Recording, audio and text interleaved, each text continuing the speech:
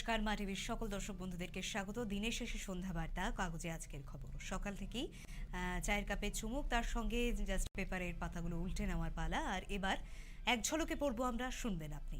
সঙ্গে রয়েছি আমি ত্রিনা। আজকে শুরু খবরে চোখ রাখবো আজকাল এবং আনন্দবাজার পত্রিকা থেকে। আমরা রয়েছি আপনাদের আজকের কাগজের খবরে। মধ্য মার্চে বিদায় নেবে তৃতীয় ঢেউ। করোনা কমিটির বিশেষজ্ঞের মত এমনটাই। দেশে কোভিড সংক্রমণ ঊর্ধ্বমুখী, সংক্রমিতের সংখ্যা প্রায় 2 লক্ষ ছুঁই। সোমবারের খবর, গত 24 ঘন্টায় কোভিডের নতুন করে সংক্রমিত হয়েছেন 1,79,723 জন। এরই মধ্যে মিলল আশার খবর। মধ্য মার্চের মধ্যে ভারত থেকে বিদায় নেবে অতিমারীর তৃতীয় ঢেউ।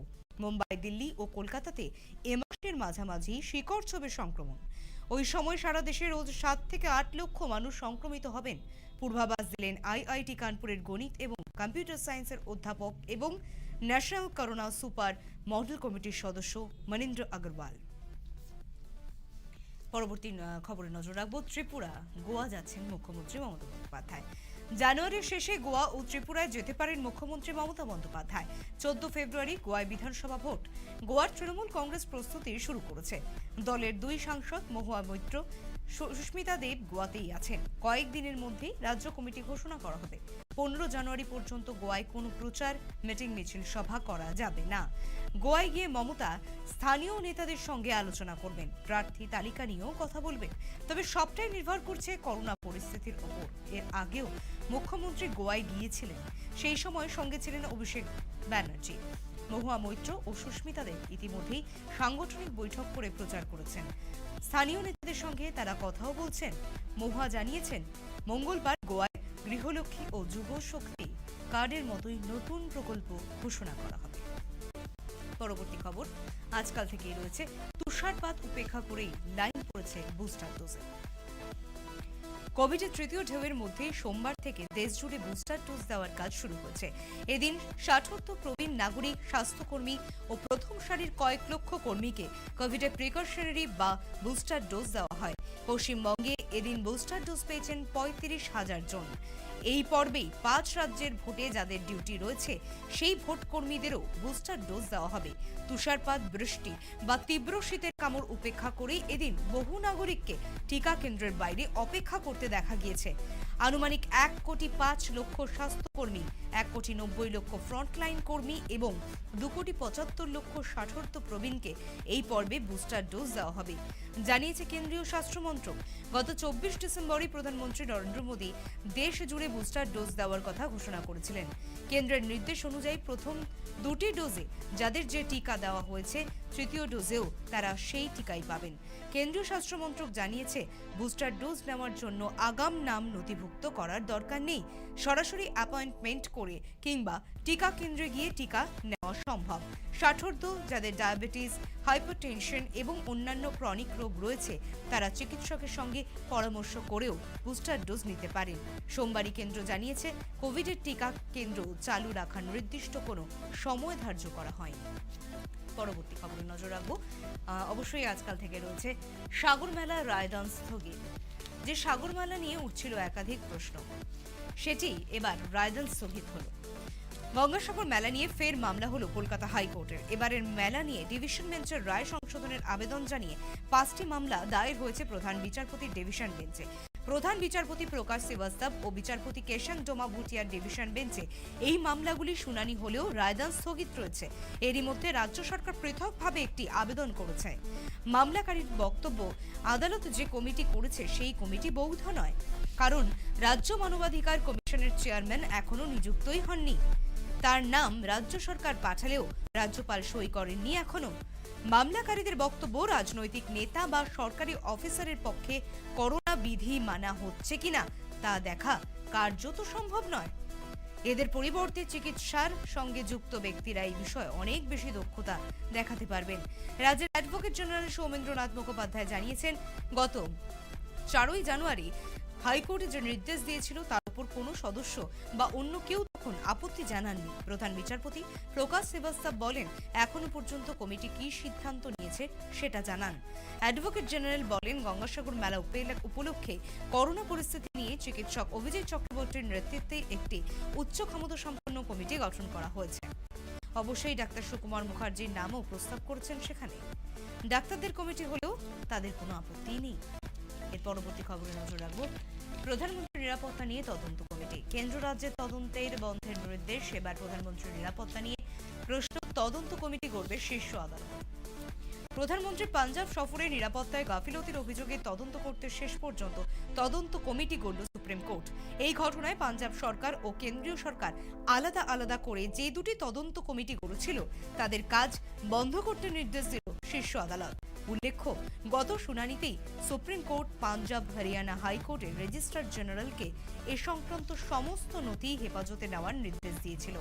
আজকে শুনানিতে প্রধান বিচারপতি এম.ভি. রামানার 3 সদস্যের ডিভিশন বেঞ্চ জানালো, সুপ্রিম কোর্টের তৈরি করা তদন্ত কমিটি স্বাধীন ও নিরপেক্ষভাবে পুরো ঘটনা তদন্ত করবে।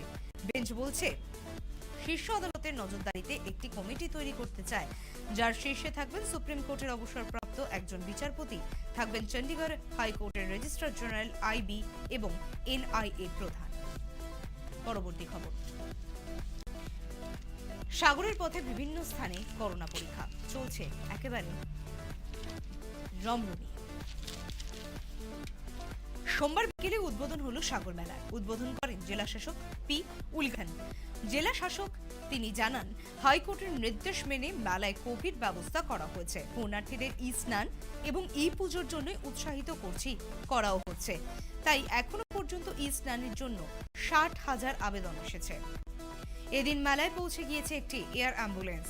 মেলার বিভিন্ন পয়েন্টে করোনা পরীক্ষা করা হয়, র্যাপিড অ্যান্টিজেন টেস্ট, পাশাপাশি চলে ভ্যাকসিনেশনের কাজ। কোভিড বিধির জন্য এবার বাফার জোনের সংখ্যা বাড়ানো হয়েছে, 6 থেকে বাড়িয়ে 8 করা হয়েছে। ভারতীয় উপকূলরক্ষী বাহিনী এদিন কপ্টার দিয়েই সাগরের নিরাপত্তা ব্যবস্থা খতিয়ে দেখে। অন্যদিকে সাগর মেলার সুষ্ঠু ও সঠিক পরিচালনার জন্য 32 সদস্যের একটি উচ্চ পর্যায়ের কমিটি তৈরি করল রাজ্য সরকার।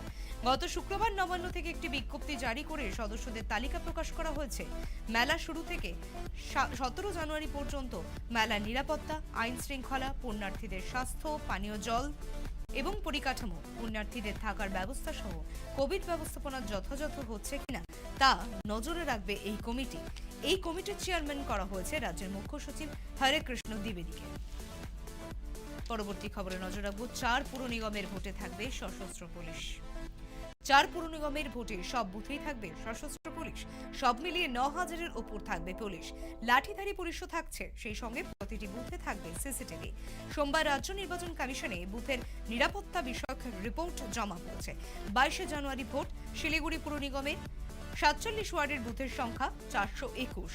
চন্দননগরের পুর নিগমে ওয়ার্ড সংখ্যা 33, বুথের সংখ্যা 169।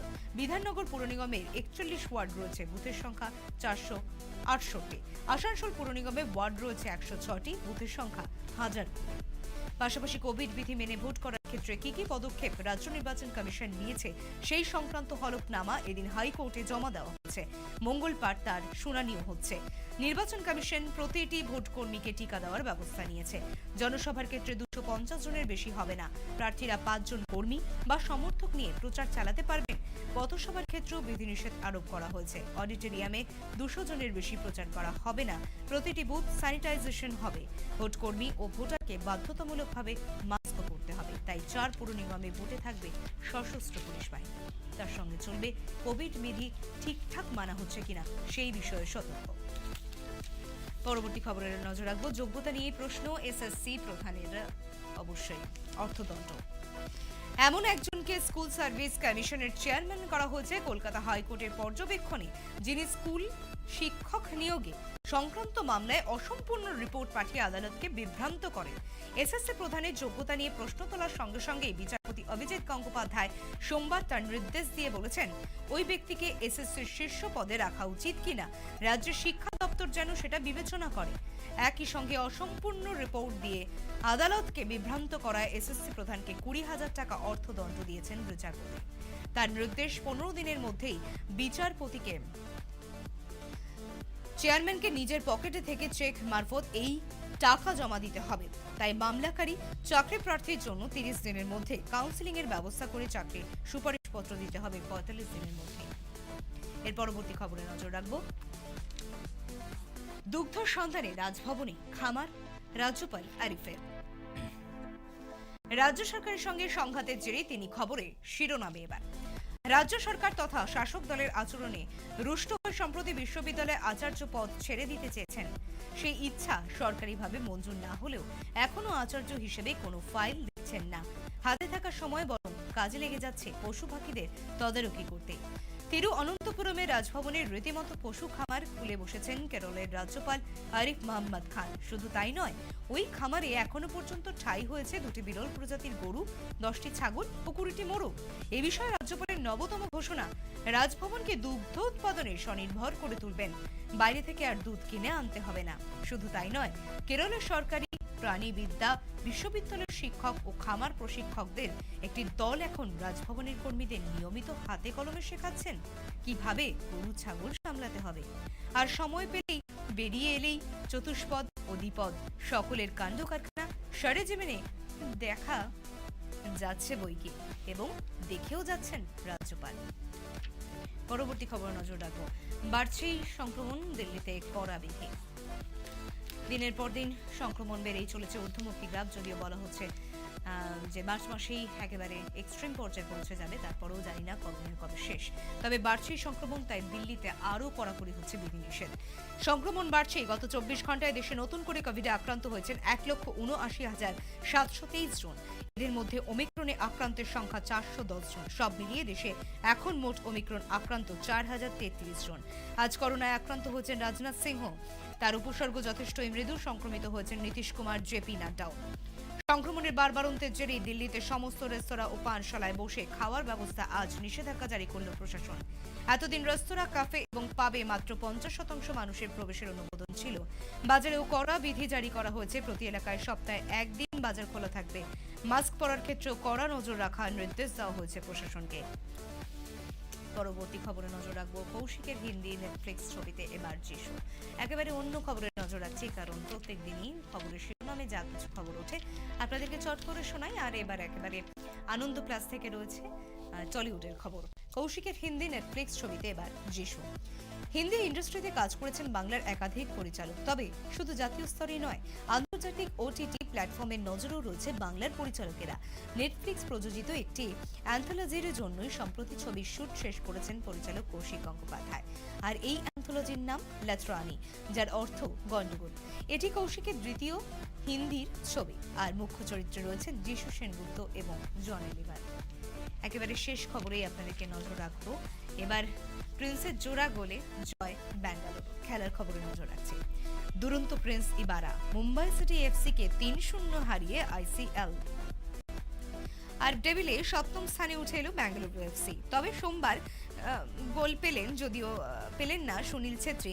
গত মরশুমে আইএসএল এর চ্যাম্পিয়ন মুম্বাই এবার দুর্দান্ত শুরু করলেও হঠাৎ করেই ছন্দ হারিয়ে ফেলেছে। শেষ 5টি ম্যাচে 3টিতেই হেরেছেন ইগর আঙ্গুলারো। সোমবারও সুনীলকে বাদ দিয়ে প্রথম একাদশ গড়েছিলেন বেঙ্গালুরুর কোচ মার্কো পেজাইউলি।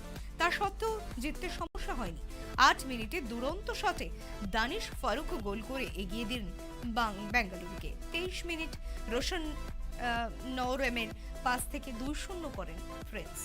আর প্রথমার্ধে শেষ হওয়ার 2 মিনিট আগে ফের তিনি গোল করার সুযোগ পেয়েছিলেন, কিন্তু অবিশ্বাস্য দক্ষতায় তা বাঁচান মুম্বাইয়ের গোলরক্ষক পূর্বা লাচেনপা।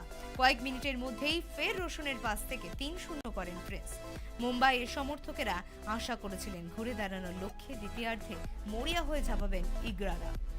একাধিক পরিবর্তনও করেন মুম্বাইয়ের কোচ ডেস বাকিংহাম, কিন্তু জয় অধরাই থাকলো। 58 মিনিটে প্রিন্সের পরিবর্তে নেমে সুনীলও গোল পেলেন না। মুম্বাইকে হারিয়ে 11 ম্যাচে 13 পয়েন্ট অর্জন করে আইএসএল টেবিলের 7ম স্থানে উঠে এলো বেঙ্গালুরু। পরের ম্যাচেই সুনীলদের প্রতিপক্ষ এটিকে মোহনবাগান। তার আগে এই জয় উজ্জীবিত করেছে দলকে। 11 ম্যাচ খেলে 17 পয়েন্ট দিয়ে দ্বিতীয় স্থানেই থাকলো মুম্বাই সিটি এফসি। আজকের মতো এই পর্যন্তই। দিনের শেষে সন্ধ্যা বার্তা কাগজে আজকের খবর নিয়েছিলাম আমি আপনাদের সঙ্গে তৃণা। এই মুহূর্তে শেষ করতে চলেছি। আবারও এক ঝলকে পড়বো আমরা, শুনবেন আপনি। থাকবো আগামীকাল ঠিক বিকেল 4টে কাগজে আজকের খবর। জীবন মরণ